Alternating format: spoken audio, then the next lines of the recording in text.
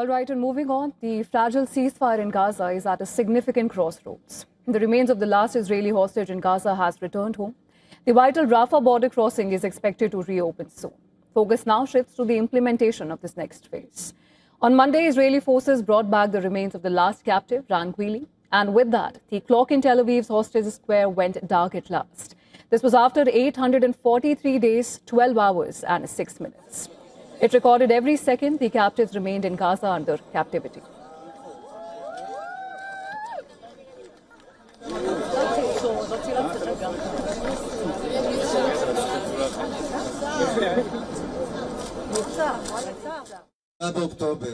October 7th, the longest day of our lives, is over.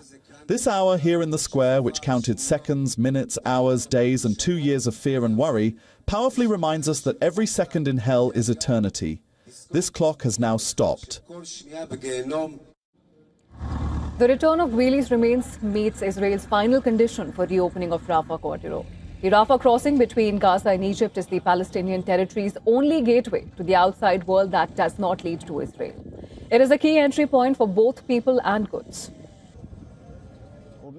We are waiting for the crossing and for God's mercy. We hope the crossing will open for the injured and sick. Here we are, lying in the street with no medicine, no doctors, nothing. We are in the street, waiting for the crossing to open. Now, Israel has said that it would only allow pedestrians to travel through the crossing as part of its limited reopening. Rafah will be open both directions. The numbers are, I don't remember the exact number, 50 plus family members.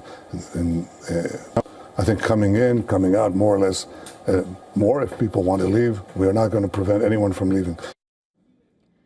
Prime Minister Benjamin Netanyahu has said that Israel would now shift focus to disarming Hamas and demilitarizing Gaza. He said that no reconstruction work would take place in Gaza until those two missions were accomplished. Netanyahu also vowed to block the establishment of a Palestinian state in Gaza, insisting Israel would maintain security control over both it and the occupied West Bank. I also hear now the statements that we will allow the rehabilitation of Gaza before disarmament. That will not happen. I hear that we will bring in Turkish and Qatari soldiers to Gaza. That will not happen either.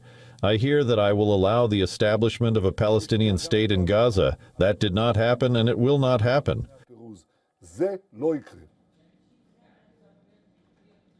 Well, under the ceasefire, the day-to-day governance of Gaza is to be handed to a Palestinian technocratic body with U.S. oversight. Hamas says it is ready to hand over governance to the 15-member National Committee for the Administration of Gaza and its chair, Ali Shad. But a report suggests that Hamas is seeking to incorporate its 10,000 police officers into the new administration. Israel is likely to oppose any such move. Israel considers both the military wing of Hamas and its police and internal security forces as terrorists.